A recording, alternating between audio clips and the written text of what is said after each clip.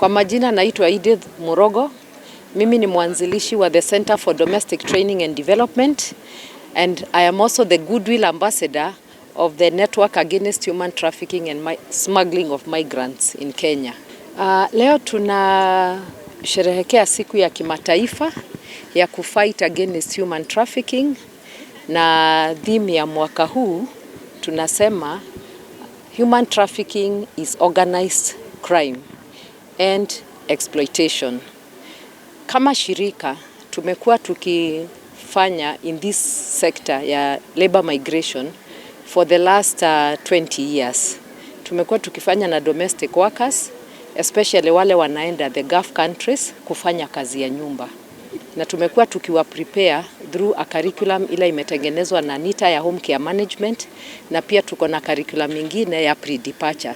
So tunawa prepare vile mtu anaweza kwenda kufanya kazi za nyumbani, upishi, kulea watoto, kukaa na wagonjwa, laundry work na vitu kama hizo. Pia tunawa prepare about pre-departure. Vile the weather iko kwa ile country ingine, maneno ya kifedha, vile unaweza save pesa zako, hayo yote huwa tunawafundisha. So for the past few years tumejaribu kusaidia sana wale wanaorudi pia kutoka Gulf countries. As you already know, kuna wale wanarudi already wakiwa wako very frustrated because maono yao hayakutimika. Walitoka hapa wakienda kule ili waweze kujitafutia riziki zao na pia za familia zao. Wengine wako na watoto, wengine wako na familia zao, so wamekuwa wakijaribu kutafutia watu wao.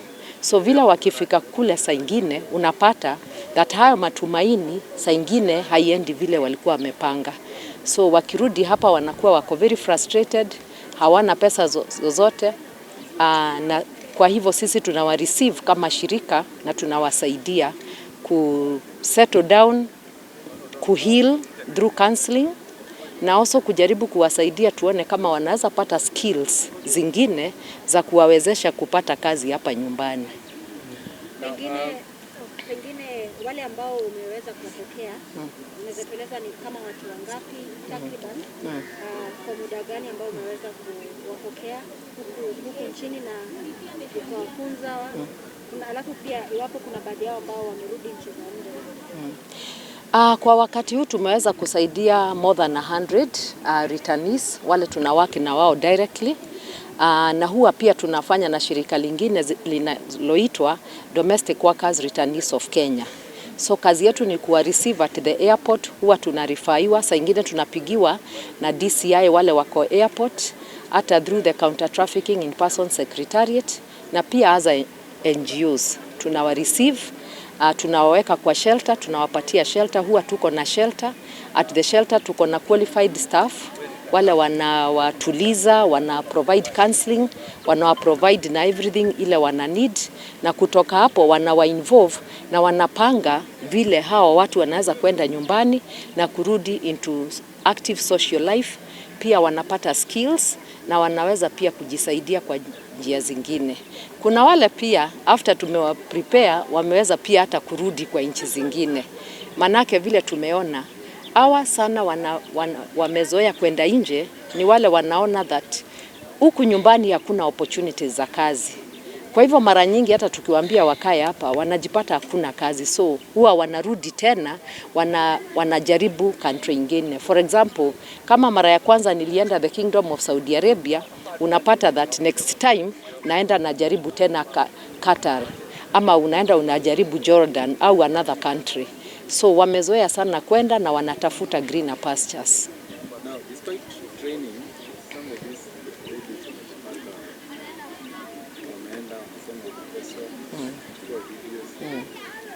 what are some of the maybe challenges in this?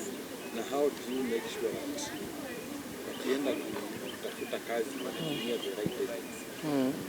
So sana kuna changamoto nyingi sana zile wana face, na zingine ni kama wanalipwa mishahara midogo. So tumekuja kulearn that Wakenya wetu ndio wanalipwa pesa kidogo sana. Countries zingine, kazi wa countries zingine kama the Philippines, serikali yao imeweza kuwabagainia pesa mzuri, kwa hivyo wao wanalipwa vizuri, wanatunzwa vizuri na serikali yao.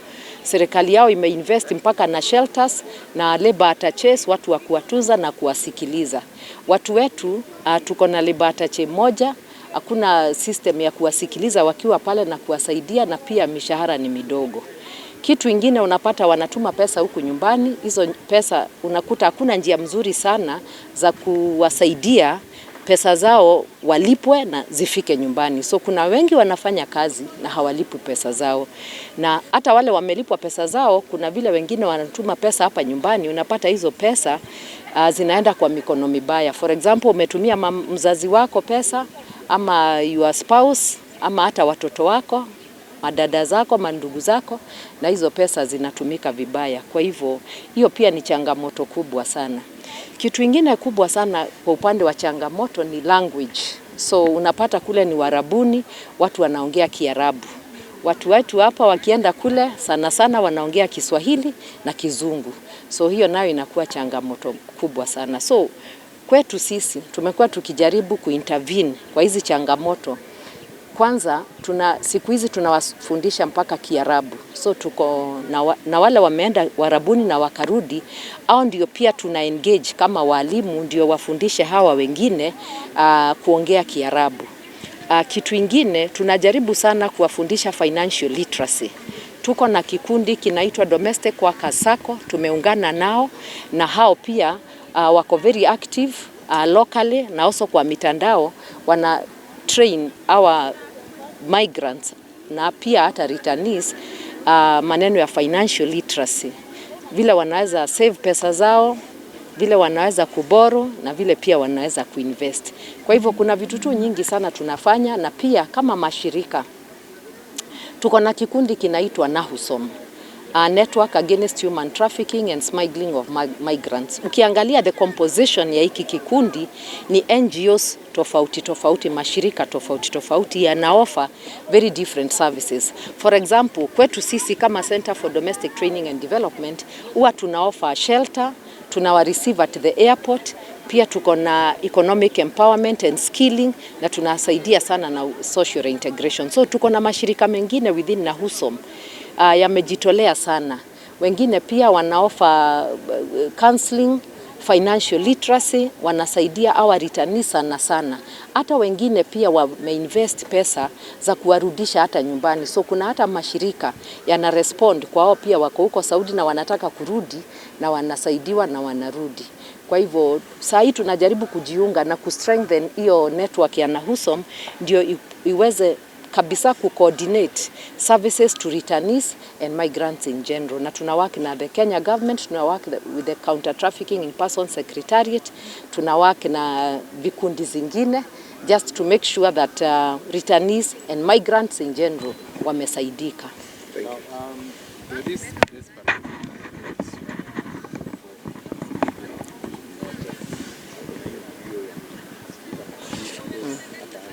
Yeah.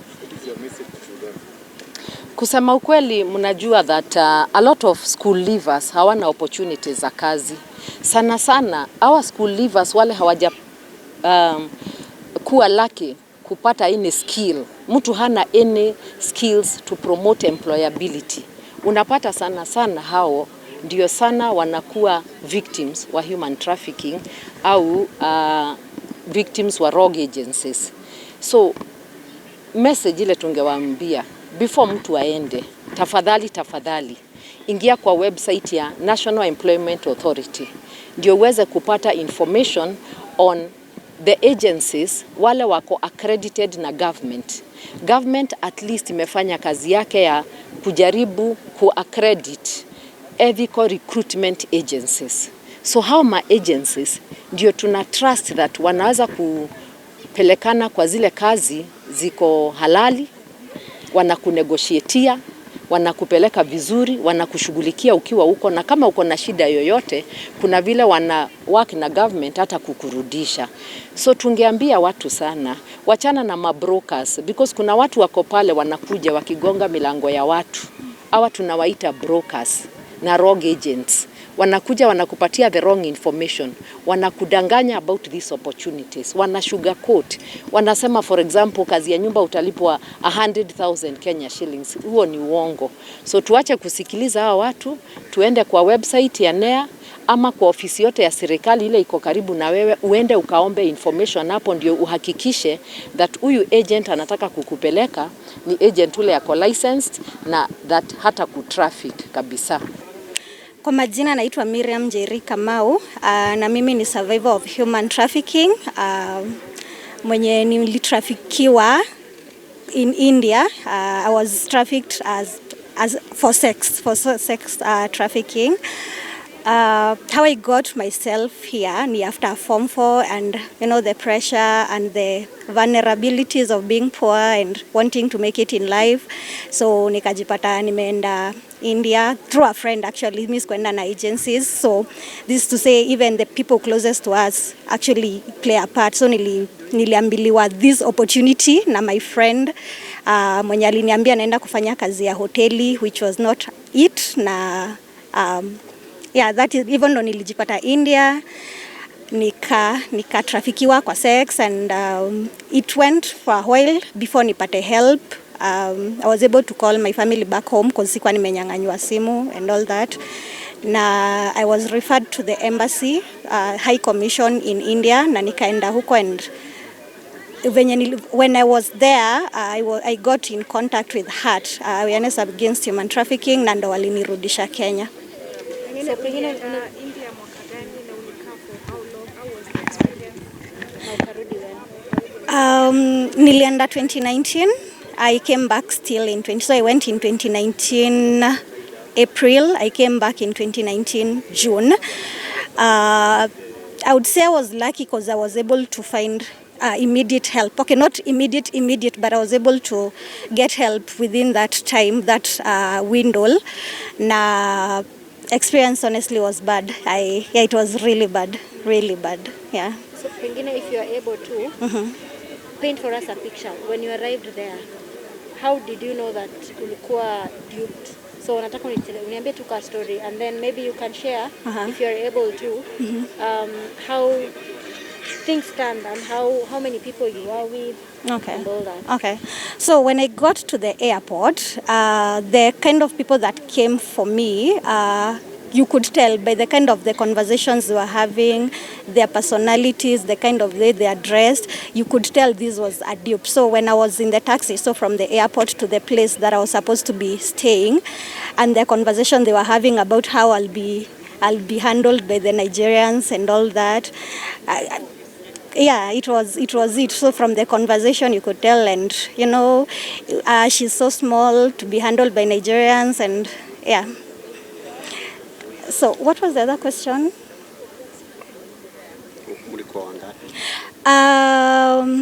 So kwa ile hostel yenye nilikuwa brothel, tulikuwa wasichana 4 wenye walikuwa men, kuna wenye walikuwa mbele yangu, so mimi ndo nilikuwa wa mwisho na mimi ndo nilikuwa namaliza so kwa hiyo brothel.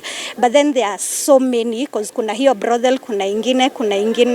I would say I met around 50-60 Kenyan girls in India. Yes. So ulikuwa wapi in India? New Delhi. Sorry? New Delhi. Yes. Were there other Kenyans among you? Yes, there were Kenyans. They are Kenyans to date.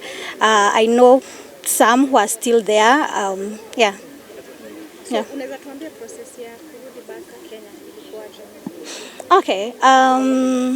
So after nimejipata kwa hiyo situation, unajua kuna kwanga na hiyo confusion ya you don't know what to do, you don't know where to go, you don't know who to contact, you don't know who to trust, okay?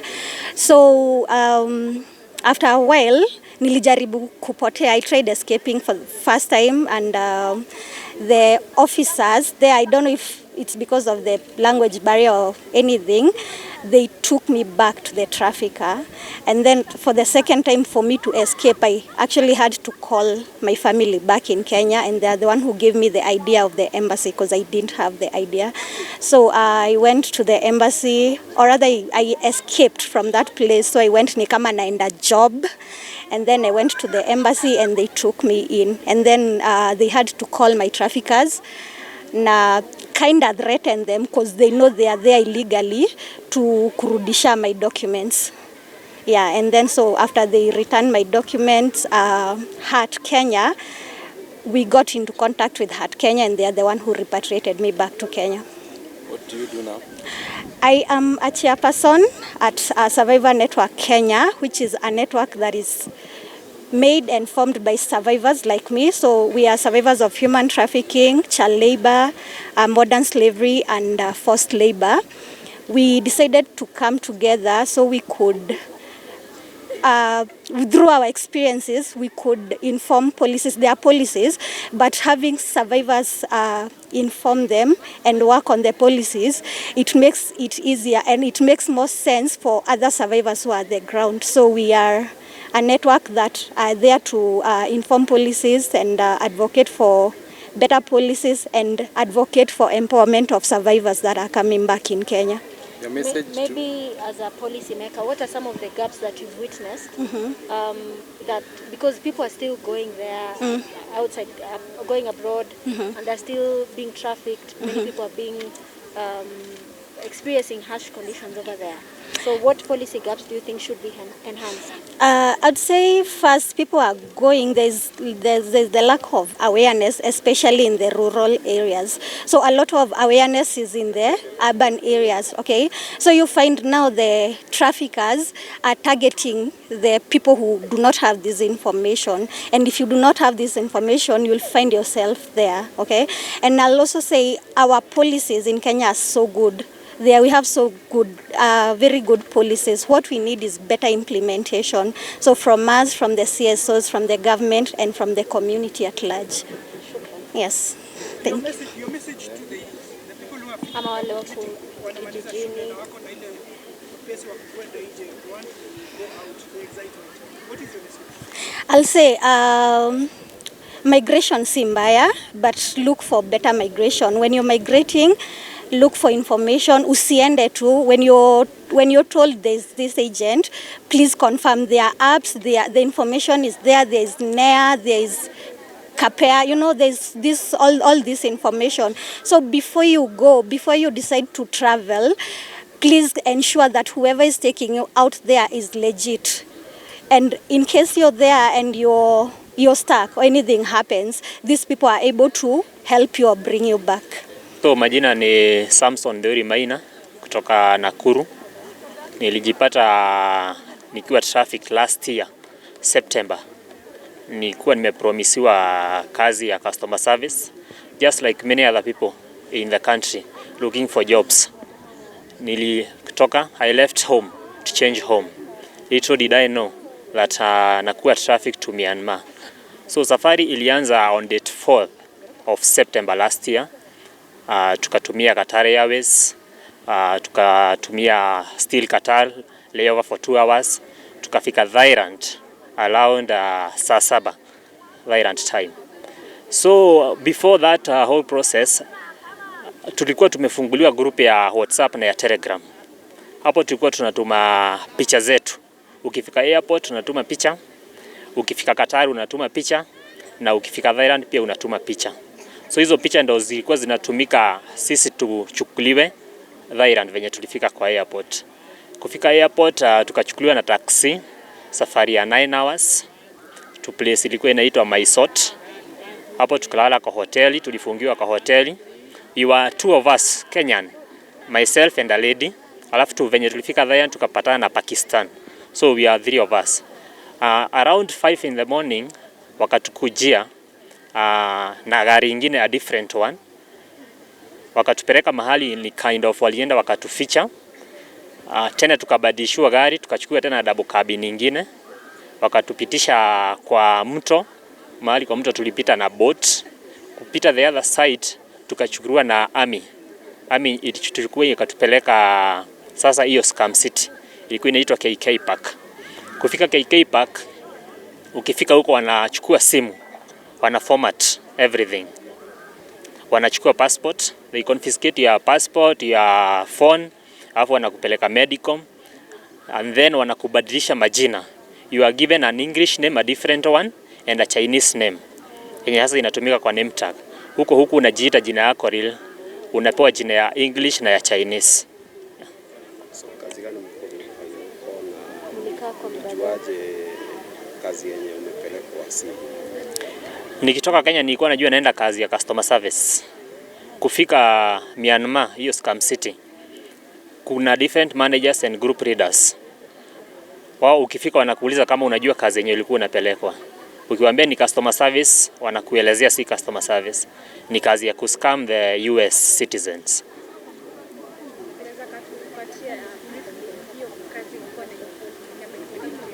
Na ulikaa huko kwa muda gani? So that scam city iko na so many companies. Our companies ilikuwa ina deal na kuscam real estate agents. I pretend like I'm a millionaire in America. Kwa ile jina yenye nilipewa ya kizungu, kuna profile ingine pia nilikuwa napewa ya Instagram. Hiyo profile ya Instagram ni ya mzungu mwenye in case ukiapproach huyo real estate agent, in case akuitisha picha, unamtumia hiyo picha ya hiyo profile yenye ulipewa. Nilikaa huko from September date 5, tukatoka kwa ofisi on 14th of February, tukawekwa detention camp na hizo marebels, tukaweza kurudi Kenya date 3 April, so 7 months. Maswali mawili, pengine uligaramika shilingi ngapi ku prepare kwenda huko, and then afterwards were you able to recover your documents? And how much you were promised as salary? So nilitumia 250,000 for the whole process. Kufika huko ndio uweze kutoka, they ask you for $8,000. That is about 1 million. Ndio uweze kutoka juu wamelipa ticket, wamelipa kwa kupita kwa border points and everything. Na walikuwa wametupromise tunalipwa 100,000. About 30,000 there, but when you convert to Kenyan money is about 113 Kenyan shillings. 113,000 Kenyan shillings. So ilikuwaje Kulikuwa na issue, a certain actor was abducted. A Chinese actor was abducted, akaletwa hiyo scam city. So ikaenda viral. Chinese government ikaweza kuingilia in collaboration with the Iran government, wakafanya raid, ndio tukatolewa on 14th of February. After kutolewa, tulitolewa 14th of February, we were 7,000 of us. Na kuna watu wengine tuliacha huko of different nationalities, Indians, Nepalese, Pakistans, all nationalities. So tulitoka on 14th of February, ndio tukakuwa in contact with the ambassador Kimoreri, Kenyan ambassador to Thailand. So yeye ndiye ali prepare venye tutaweza kutoka from Myanmar, Thailand watu receive, ndio watupeane to the officials wa Kenya. Initially ukitaka, kulikuwa na cases mingi initially za watu wenye wanataka kuondoka. So we had contacts za PA wa ambassador alikuwa anaitwa Alex. So huyo ndiye alitulink na ambassador wenye tulikuwa na simu, tukafungua group ya WhatsApp na ambassador pia akaingia kwa hiyo group ya WhatsApp yenye sasa tulikuwa tuna communicate about the processes. Have you been able to recover your documents? Hakuna document yenye ni loose juu waliturudishia passport, chenye walichukua tu ni electronic gadgets, simu, laptops and everything. Tuliziacha huko. Nilikuwa nafanya kazi hapa Nakuru ya supervisor. Sasa unafanya Nothing. Hakuna kitu nafanya for now. How was your integration process back here? It was good. Tulichukuliwa na Heart Kenya in collaboration with the DCI. Wakatupea psychosocial support kidogo, and then ikapatana na organization inajiita Center for Domestic Training and Development. So hao ndio wamekuwa wakinisaidia to reintegrate back to the society. Your message to fellow youth? So chenye naweza ambia youth ni before you leave the country, you should do your due diligence, because like sisi ama mimi nilikuwa nimeenda na tourist visa valid for 3 months.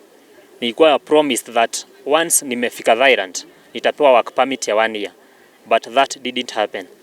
Instead nilipelekwa Myanmar kwenye hata sikuwa na document yoyote ya kunikubalia kuwa huko. So for the youth wenye search for job opportunities. It is not bad to immigrate, but do your due diligence first. Samson Maina. Miaka ngapi? I'm 30 years now. My name is Winnie Mutevu, and I'm the Advocacy and Partnerships Manager at HEART Kenya. And HEART is an NGO that gets to focus on fighting human trafficking in Kenya and East Africa. So globally, what is documented is that we have approximately 50 million people in trafficking situations at any given time. When it comes to Kenya, it's an approximate number of more than 300,000 people who are in trafficking situations. However, this number is to be taken with a pinch of salt, because when it comes to how people get to report cases, based on the most recent report by UNODC, most victims get to identify themselves. So it means we don't have proper mechanisms to look into how we able to proactively actually identify and rescue victims of human trafficking. And so the numbers have been able to grow. Also looking post-COVID-19, we are yet to get an updated report to look into actually how many people are in trafficking situations. Why do we have an increase in the number of victims who have been trafficked? Is because we have more people being trafficked through digital platforms. So also looking into the cases where people are being trafficked for scamming individuals. We have millions who are being reported on a day-to-day who are actually reaching out for help, and those who are losing money to these scammers. So I'd be able to say, I think the most critical thing that needs to be addressed is looking into how informed is the citizenship of this country. And not just Kenya, really looking into the region, because we are having victims being trafficked from Kenya,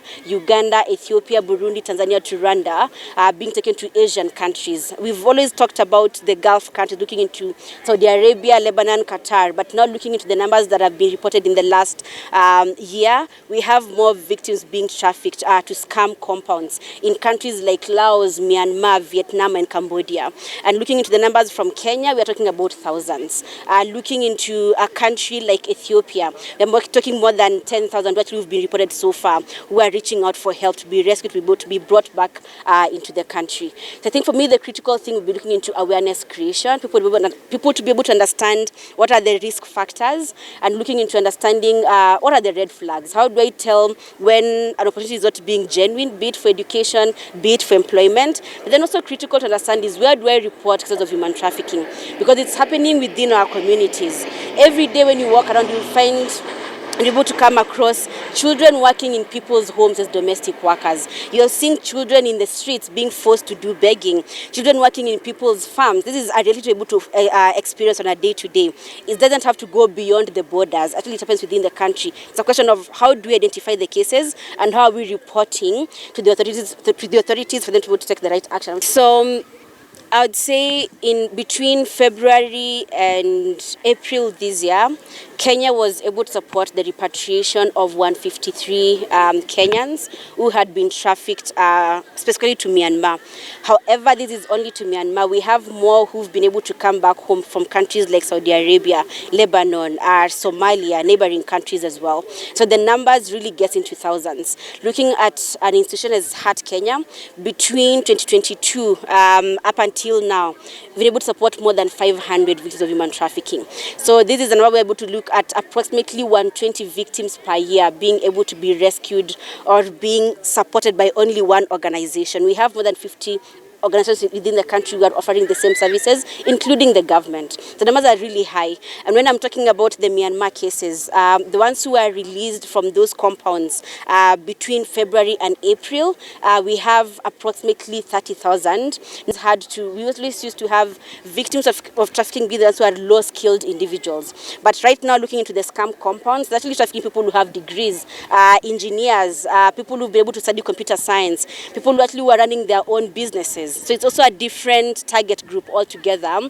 And so that means it's going to actually change when it comes to talking about the affected populations by human trafficking. That is going to change, I would say, starting 2024. The numbers will be very different, looking into who is being targeted and being able to also understand who is also trafficking people. We're able to notice that people who are trafficking individuals to go to countries like Myanmar, Laos, are still similar ones who are doing the same to countries like India, and Malaysia. So we're also having to witness really a lot of connectedness between the traffickers, no longer individual or just independent recruitment agencies, but really organized crime where we have very many individuals being involved in the whole cartel. And the more depressing thing is that when victims reach out for help back at home, then there's people who are able to take them to those opportunities, call the cartels, tell them that you're reaching out for help, then you're even punished more or being tortured even more. So it becomes a point where you're stuck in a space where it's very difficult for you to get out of.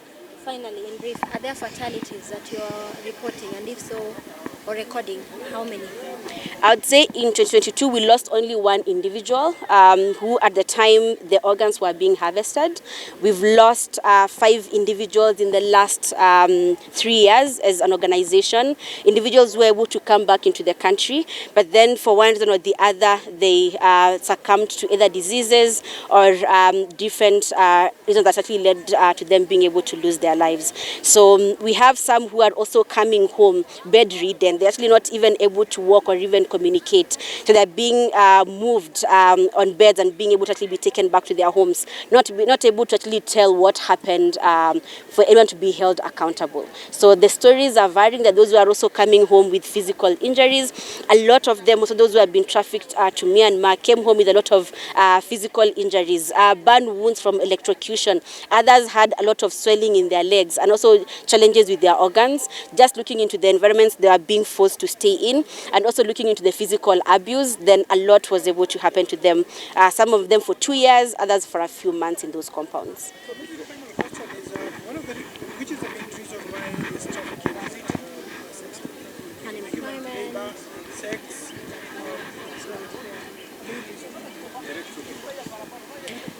So she asked, and then I wasn't. Maybe could you repeat again?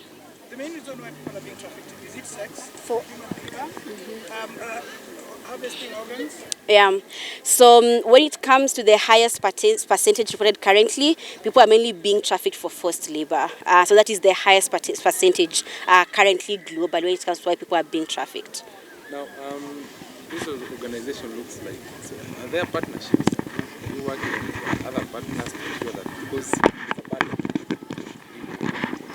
how can the government now come in? One, human trafficking is a crime, so we can't do anything outside working with the government. So we do directly work with different government agencies looking into law enforcement. We work with law enforcement looking to specialized units at the DCI. We also work with specialized courts. We do work with diaspora immigration because, again, Kenyans are being trafficked in the country or even outside the country. And we do collaborate with CSOs in the country as well as globally, because when you're having someone reaching out for help when they're in a country like Qatar, we're not present in Qatar. So really our partners get to step in and being able to help. So what has been able to help us to do what we do is partnerships and collaborations with both state actors as well as non-state actors. Targeting domestic workers, children. They're also targeting people who have gone to school. I was trafficked to, my journey started from Kenya going to Bangkok. And I was going to Bangkok to do a job that I went to school to do. But I found myself in a country taken by a V8. I had not stepped in a V8 when I landed in Bangkok. But to my surprise, I found myself that crossing the river, we find ourselves in a park. In a park in Myanmar. It's a rebel-controlled park. Like rebels, they're being funded, but they're being given arms so that they protect those people who scam there. So we were, basically I was doing scamming, forced scamming, because you couldn't do anything. We used to work 18 hours a day. No rest day, no salary, and we spent a lot of money to go there because these agencies are operating here in Kenya.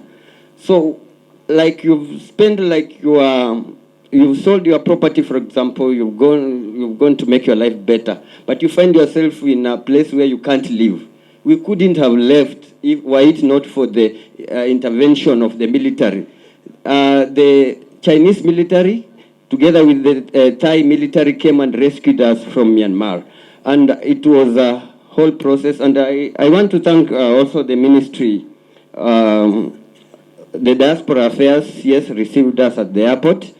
And I also want to thank the government of Kenya because they paid for our air tickets.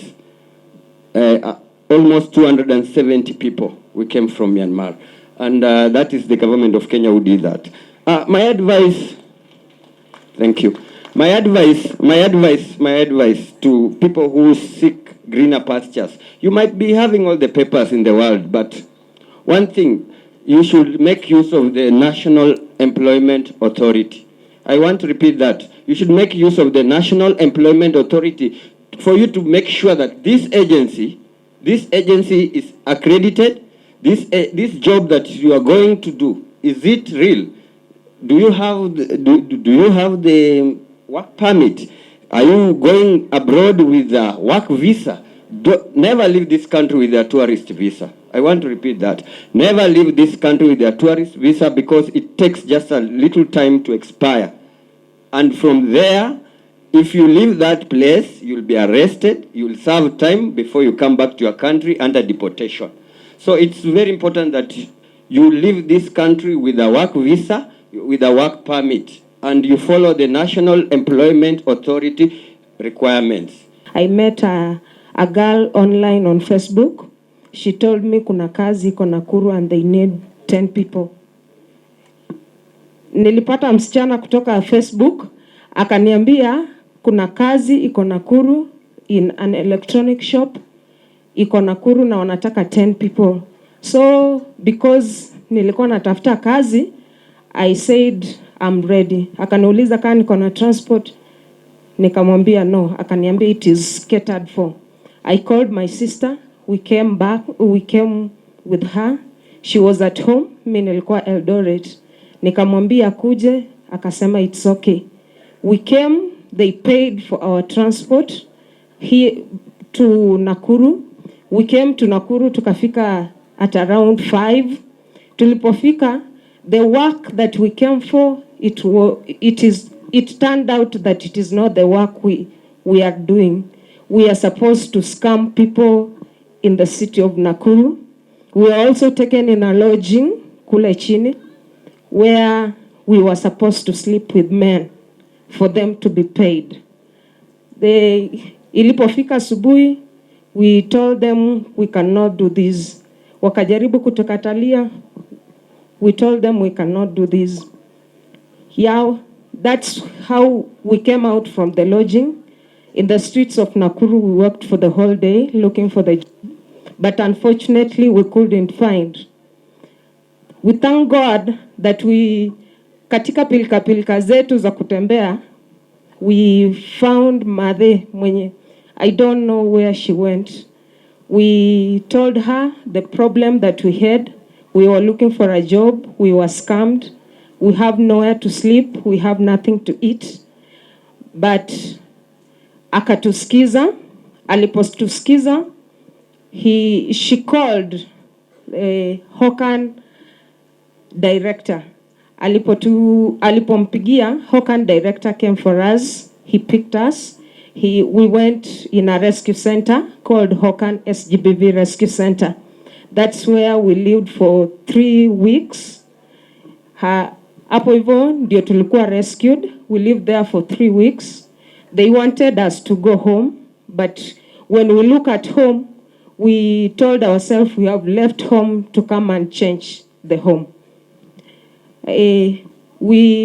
After that 3 weeks, tukakaa pale.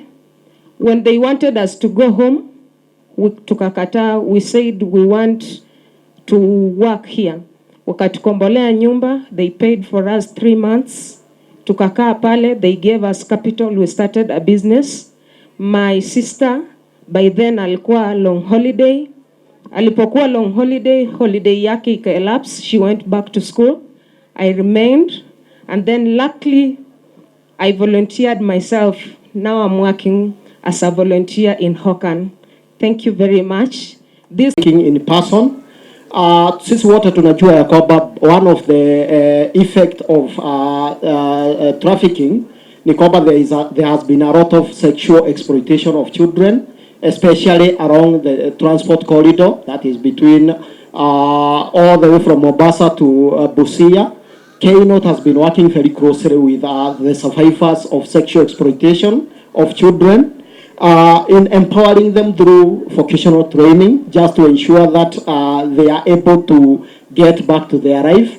But more importantly, we have also been carrying out activities that are related to making sure that children and the young people are not sexually exploited.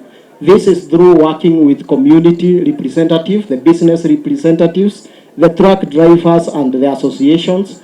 And more importantly, we have also been working with law enforcement officers, the gender police, and also the traffic police. This is important because ultimately we would want to ensure that children get justice, but we would also want to ensure that the perpetrators are arrested and they actually face the law. So doing that, we call upon the government to continue supporting these activities by ensuring that when perpetrators are arrested, they are quickly taken through the justice system, and we also ensure that those that have actually been exploited, they also get justice. And we continue working with all the other partners, all the other organizations within Nakuru County, and we are looking forward to ultimately stopping or eventually eliminating trafficking in person. Thank you very much. Kusaidia watoto kuwezesha kuwa watoto ambao wanadhulumiwa na kutekelezwa pia wanaweza kupata usaidizi. Nimekuwa nikifanya hii kazi kwa miaka 7 sasa, na nashukuru Mwenyezi Mungu kwa kuwa tumeweza pia kuwasaidia watoto takriban zaidi ya 10,000. Na hivi sasa tunapozungumza maneno ya uokoaji ama usalama wa watoto katika jamii zetu, tunazungumzia neno ambalo tunahakikisha kama shirika, mtoto ambaye anadhulumiwa na kutekelezwa pale kwa kijiji ama kwa jamii yoyote, kwa ploti pale, ukituita tunakuja mbio tukishirikiana na wafanyakazi wa watoto katika idara ya watoto, na pia tunakuja na polisi pale. Tunahakikisha kuwa ule mtoto pia ameweza kupata haki yake. La pili ni kuwa pale katika jamii pia tunafanya rehabilitation ya wale watoto. Tunawasaidia kupata psychosocial support, wanapitia play therapy sessions pale kwa safe house yetu. Na ukitaka pia unaweza tupata pale katika ofisi zetu Ereto Plaza, unaweza kuja uripoti. Baada ya hapo pia tunaweza kusaidia wale watoto ama mama yeyote ambaye anaweza kuwa amelanguliwa pale kwa jamii. Tunawasaidia pia kupata vocational training na skills ambazo zinawawezesha pia waweze kutangamana na kurudi kwa jamii zao vyema. Jambo la muhimu sana ambalo tunafanya pia ni advocacy na community engagement. Utatupata pale kwa jamii yenu Nakuru East and West. Mimi ndiye ambaye naweza kuongoza hivyo vikundi vya CSOs ambao wanadeal na maneno ya gender na community gender based violence. Utatukuta pale, na pia tunahakikisha kuwa jamii pia inaweza kuwasilishwa na kuhakikishwa vizuri. Pale ukitaka information pia serikali imeweza kutufunza mambo mingi kama shirika la Frolics of Hope, tukizungumzia maneno ya usalama ama trafficking in persons. Tuko pale na counter trafficking in persons secretariat Nairobi. Pale wameweza kutufunza maneno mengi na jinsi ambavyo kama wewe mwenyewe umekuwa umepitia ile dhuluma ama umepitia trafficking ama ulanguzi, unaweza pia kuwa supported na serikali. They have a fund there ambayo inasaidia watu wengi sana ambao ni survivors katika hii nchi yetu. Kwa hivyo sisi kama Nakuru County ningeomba tujitokeze na tuweze pia kurequest ile support kama unajua umepitia zile dhuluma. That's a lot of money yenye serikali imetenga. Kwa hivyo usiseme haujui hilo. Serikali imetenga pesa pale. Kama wewe mwenyewe unaweza kuwa umepitia hiyo trafficking, unaweza kuja tukusaidie kuapply and you will be supported. Kwa hayo mengi na machache, na jambo la trafficking haliwezi malizwa na Frolics of Hope peke yake. Kwa hivyo ni vizuri tushirikiane, tushikane mikono, na kila siku nikiomba msaada, tafadhali usiseme najiombea. Naomba kwa sababu ya mtoto ambaye ako pale kwa jamii yetu, ambaye amekuwa amelanguliwa ama pia amekuwa ametekelezwa pale. Kwa hivyo tafadhali simama nasi na tuweze kusonga mbele. Nikisema 10,000 children when jamii yetu waweza kushikilia mkono, manake bila nyinyi tuwezi songa mbele. Cha muhimu kaza kujua ni kwamba kwa muda mrefu tunaweza kuzungumzia human trafficking kama janga ambalo linadhuru watoto sana sana na wanawake na wale pia wana elimu ya zaidi. Lakini tumeona hili janga limegeuka, na siku hizi ambao wanatumika kwa hii janga ni watu ambao wako na elimu, wako na degrees, wako na certificates, na wanachukuliwa wanatumika vibaya. Wengine wanachukuliwa sehemu zao za mwili.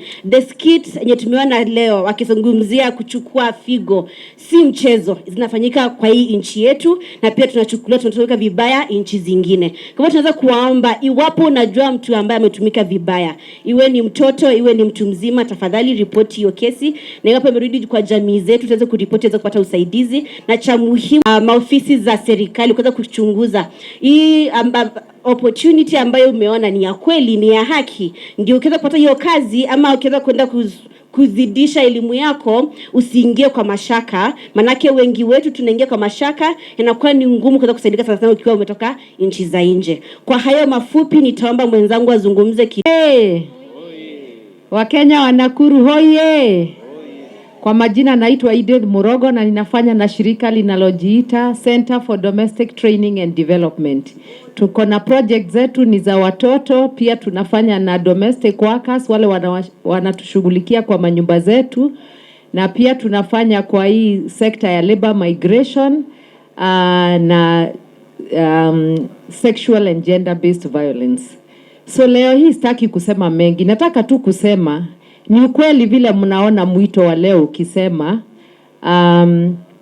human trafficking is organized crime and human trafficking and exploitation. Inachukua watu wengi sana kutraffic mtu mmoja. Kuna ule ako huko kwa mashinani anapatiana false information, ndio mtu decide kutoka kwao na aende akatrafikiwe. Number 2, kuna wale wanatengeneza documents fake ndio uweze kusafiri na hizo documents. Pia kuna wale hata wanafanyisha tests, kuna wale hata tengeneza certificates na makaratasi zile fake ndio kuwezesha huyu mtu asafiri. Kuna wale even at the airports tumelearn that hata huko kwa airports kuna wengine wako planted huko ndio wawezeshe wale watu wale wanaenda kuuzwa nje waweze kupita huko bila mashida. Tena on the other side kuna hata wale wanawareceive huko, and so kuna a whole list of people wale wanatumika. So tunasema na tunaomba serikali yetu tafadhalini tuangalilie ndio tuweze kusave watu wetu from all this line of people wale wanatumika kusafirisha watu wetu kwa njia ya haramu. Asante.